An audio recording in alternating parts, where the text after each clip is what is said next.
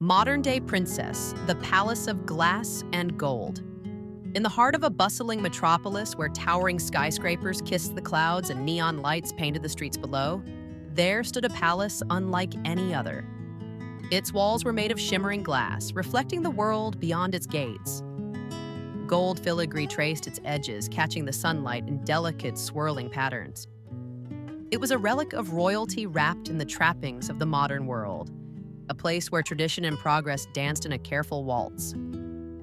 Within the palace, behind doors carved with ancient symbols, Princess Elsbeth stood at the grand window of her suite, gazing at the city she longed to explore.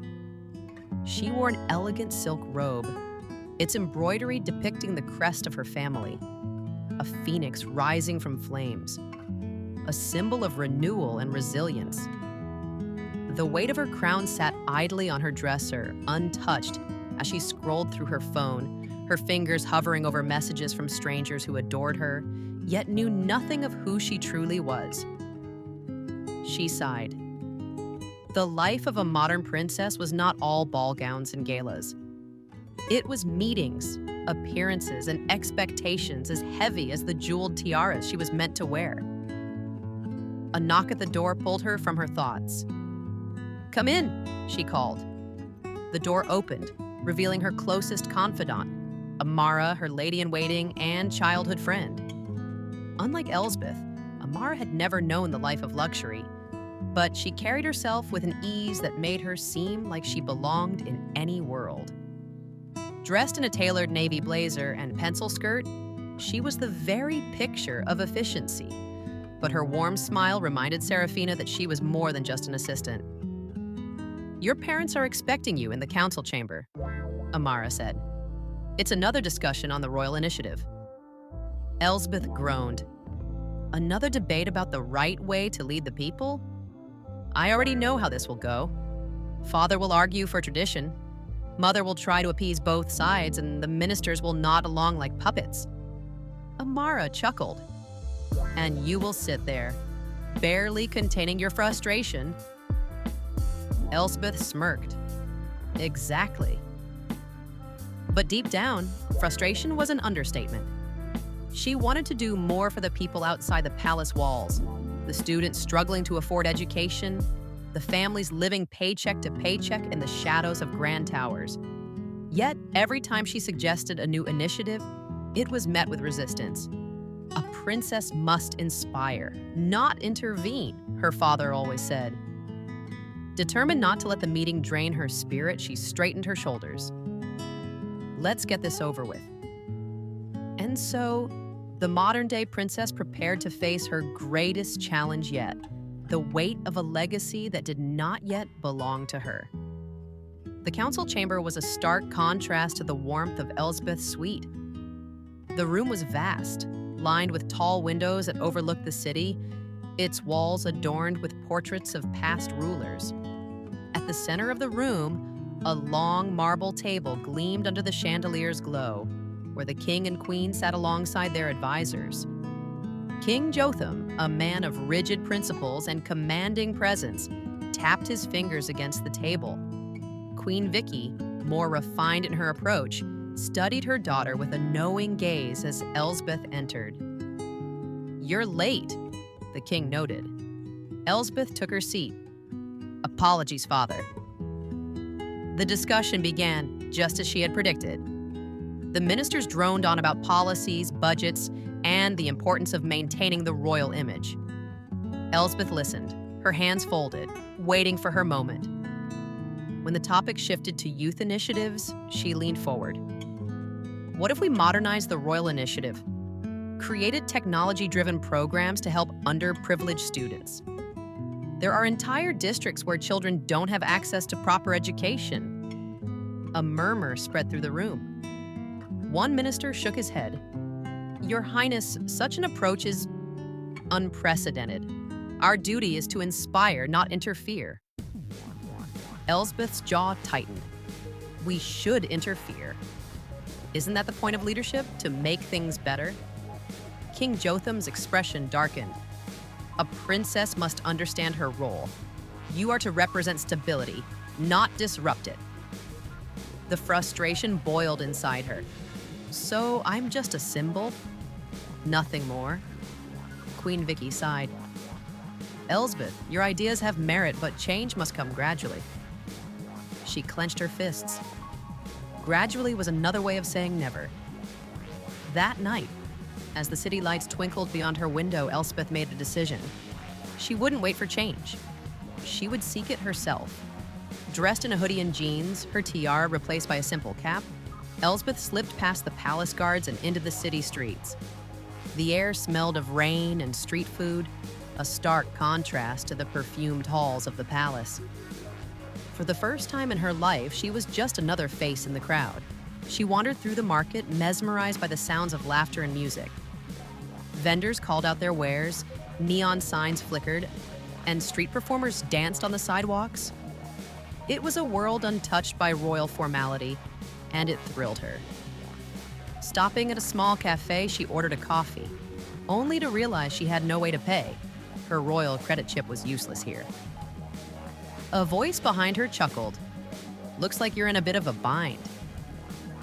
She turned to see a young man, casually dressed, his dark eyes filled with amusement. First time in the real world? He teased. Elsbeth hesitated, then smiled. Something like that. He paid for her drink and sat beside her on a park bench. They talked about the city, about dreams, about life beyond the palace. She never told him who she was, and for the first time in a long while, she felt free. But freedom was fleeting. At the palace, the guards had discovered her absence, and the search had begun. The hum of a distant siren sent a shiver down Elsbeth's spine. She pulled the hood of her jacket lower, glancing at the neon-lit boulevard ahead. She had only just tasted freedom, and already it was slipping through her fingers. Her companion, who had introduced himself as Leo, noticed her unease. "You okay?" he asked. She forced a smile. "Yeah, just not used to all this." He chuckled. "City life can be overwhelming. Let me guess, you're from the upper districts?" "Something like that," she admitted. Before he could probe further, the distant wail of the sirens grew louder. Her heart pounded. She stood abruptly. I should go." Leo frowned. "You sure?" "I could. Thank you for everything," she said quickly, before slipping into the crowd. The chase had begun, and she wasn't ready to be found. Not yet. Elspeth ducked into a side street, her heart pounding. She could hear the heavy boots of royal guards moving closer. Leo had followed her, his expression torn between curiosity and concern. "Who are you?" he asked, his voice low. She hesitated for a fraction of a second before grabbing his hand. Someone who needs to keep running. And together, they vanished into the city's labyrinth of lights and shadows. Here's the continuation with the next chapters of the story. The sun was rising, painting the apartment with a soft, golden hue. Elsbeth sat by the window, looking out over the bustling city below. It felt so alive, so vibrant. A stark contrast to the quiet, sterile walls of the palace. She felt the weight of the decision that had been slowly creeping into her heart. The choice was hers to make now. Return to the palace and continue living a life dictated by her royal duties, or embrace the world beyond, where she could be free. She had never imagined how heavy a single decision could be. Leo walked over and set a breakfast tray in front of her, offering a comforting smile. "So, what's it going to be?" he asked, his voice gentle but filled with an understanding that no one in her royal life had ever shown. Elsbeth sighed, her fingers tracing the rim of her coffee mug. "I don't know if I can keep running forever, but I also don't think I can go back to that life either. I want to make a real difference. I want to be a part of the world I've always been so distant from." Leo sat beside her, his presence calming. "I can't promise it'll be easy, but I can promise it'll be real." If you choose this, you have to be prepared to fight for what you want, no matter how hard it gets. Elsbeth looked at him, a mixture of gratitude and apprehension in her eyes. I don't want to be a symbol anymore. I want to be a person who makes change happen. For the people, not for the title. The decision felt like a weight lifting from her shoulders. She was ready. Days turned into weeks, and Elsbeth adapted to life outside the palace. She worked alongside Leo, volunteering at community centers, helping local initiatives with technology programs, and meeting with activists who were working to change the system from the ground up. She felt alive in a way she never had before. But the shadow of her royal identity was never far behind. Every time she passed a newsstand, there were headlines about the runaway princess, the missing heir to the throne. Paparazzi lurked around every corner, snapping photos of her when she least expected it. One afternoon, as she walked with Leo through the park, a familiar voice called out her name. Princess Elsbeth? Elsbeth froze. She turned slowly to see a man in a suit standing behind them, a camera crew a few steps away. She began, but Leo quickly stepped in front of her. She's just a woman trying to live her life, not a headline, Leo said, his voice firm. The man looked at him, then back at Elsbeth. I understand, but your parents are desperate to find you. They want to bring you home. The entire kingdom is in an uproar. Elsbeth's heart raced. She hadn't expected it to happen so soon. Her parents would never stop searching. Her life as she knew it would never let her go. She looked at Leo, her expression torn. I can't go back yet. Not until I've done something real. The pressure was mounting from all sides. News outlets were covering her disappearance relentlessly, and her parents were running out of options. King Jotham called an emergency meeting with his advisors, hoping to find a way to bring his daughter home. In the meantime, Elsbeth and Leo found themselves more and more involved in the social projects she had always dreamed of. She spoke at schools, helped organize events for the homeless, and began working on an initiative that would bring sustainable technology to low-income neighborhoods. Yet, despite her growing success, she couldn't ignore the media frenzy. One day, as she walked down a busy street, a headline caught her eye. The runaway princess. Where is she now? The image on the front page was of her smiling at a charity event, a stark contrast to the life she had once known. It was clear that she could not stay hidden forever. The princess was a symbol, one that the public had come to expect and adore. But she wasn't ready to give that up. Not yet. Back at the palace, King Jotham and Queen Vicky were at their wits' end. Elsbeth's absence had become a national crisis, and every day without her brought new political complications. The royal family's influence was fading, and the people were starting to demand answers. I've tried everything, King Jotham said, pacing the council room. We've sent letters, called in favors. It's as if she vanished off the face of the earth. Queen Vicky looked at him, worry in her eyes. She's not just a daughter to us, Jotham. She's our heir. We can't let her slip away. We must make a choice, Jotham said firmly. Either we continue searching for her, or we admit we've lost her to a life she chose for herself. Weeks later, Elsbeth returned to the palace. She didn't come as the princess everyone expected. She arrived as a woman who had found her own path, one that did not involve sitting idly by in a royal court, but one that involved making a tangible difference.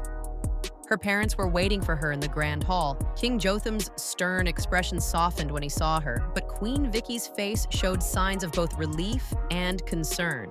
Elsbeth, the king began, his voice weary. We've been searching for you everywhere. Your responsibilities.